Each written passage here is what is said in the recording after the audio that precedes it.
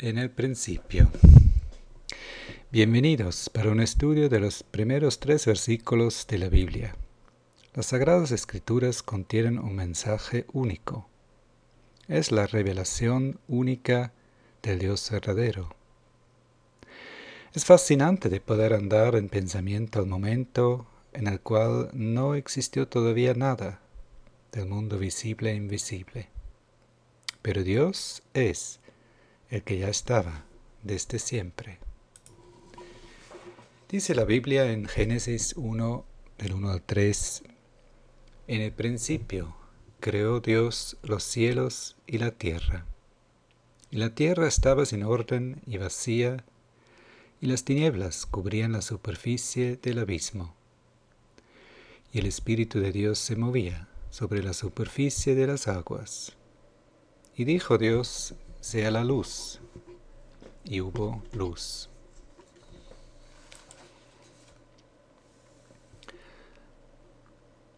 La Biblia no intenta de dar una prueba de la existencia de Dios. Todo lo creado da prueba que tiene que ver alguien con una inteligencia y un poder infinito. Como dice en Romanos 1:20 Pablo, porque desde la creación del mundo, sus atributos invisibles, eso es, los atributos de Dios, su eterno poder y divinidad, se han visto con toda claridad, siendo entendidos por medio de lo creado, de manera que no tienen excusa todos los que quieren decir hoy, ¿no?, que no hay Dios. Pero antes de que hubo entonces lo que hoy vemos, Dios ya era. Quiero recalcar hoy día en el hecho de cómo es Dios. Y realmente es de suma importancia de conocer a Dios tal como es en realidad. No nos sirve a nosotros de nada de proyectar alguna idea humana. Lo más importante es realmente captar la verdad, la realidad tal cual es. En la Biblia Dios se reveló como existiendo desde la eternidad, como un Dios, pero se manifestó en 3 personas, Dios Padre, Hijo y Espíritu Santo. Hay muchas pruebas inherentes en las Sagradas Escrituras y no vamos a hacer ahora un estudio exhaustivo de ello. Solamente quiero indicar algunos puntos. En primer lugar, vemos en este primer capítulo 2 cosas muy interesantes. La primera, la palabra en hebreo en lo cual fue escrita el Antiguo Testamento para Dios, aquí es usado Elohim. Elohim tiene esta terminación H-I-M y eso es usado para formar un plural, tal como por ejemplo la S en el castellano. Entonces vemos en esta expresión que Dios se muestra ya en un plural en la palabra Elohim. Lo segundo, en el versículo 26 del mismo capítulo de Génesis 1, dice, y dijo Dios, hagamos. Es interesante, aquí también usa el plural.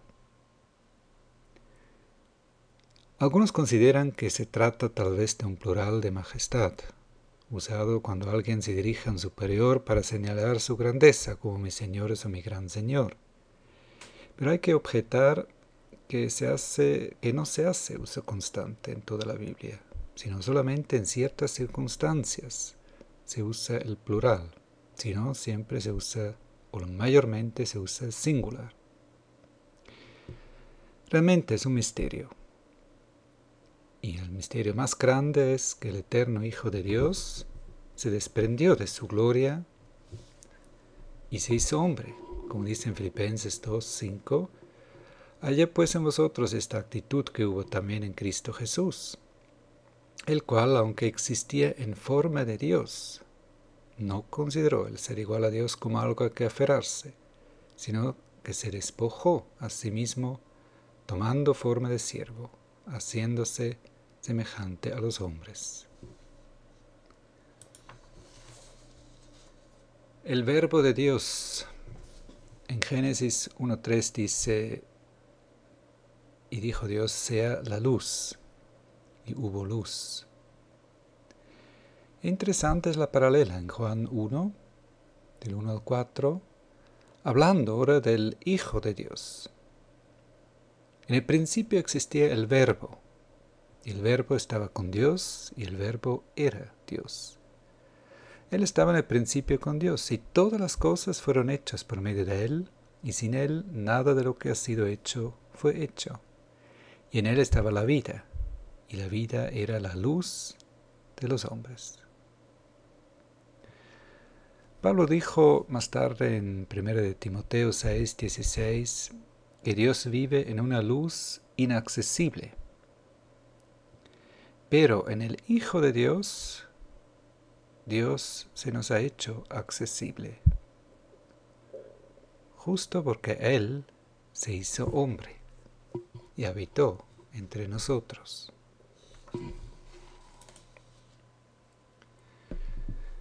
En el segundo versículo de Génesis 1 leemos del Espíritu de Dios que se movía sobre la faz de la tierra.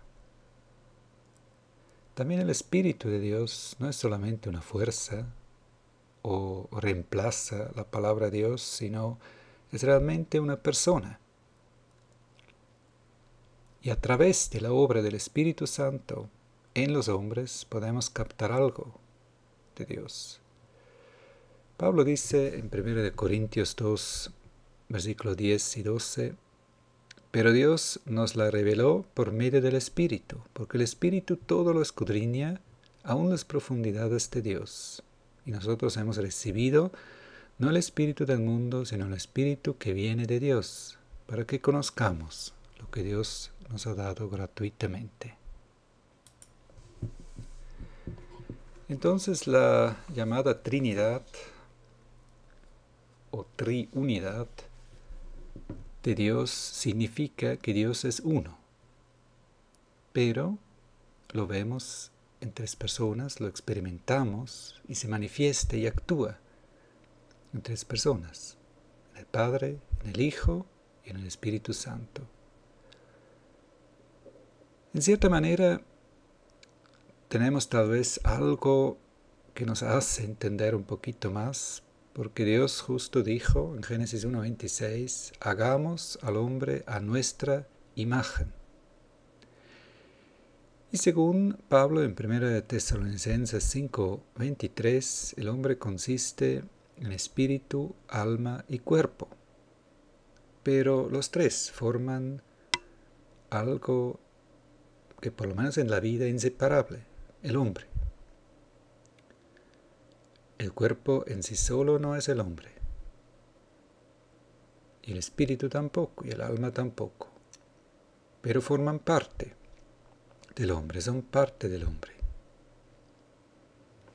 Y así es con Dios. Muy importante es que la Trinidad, que es una palabra que significa hay un Dios, pero tres personas, eso no significa que seamos politeístas, que creamos en tres dioses. Hay un solo Dios.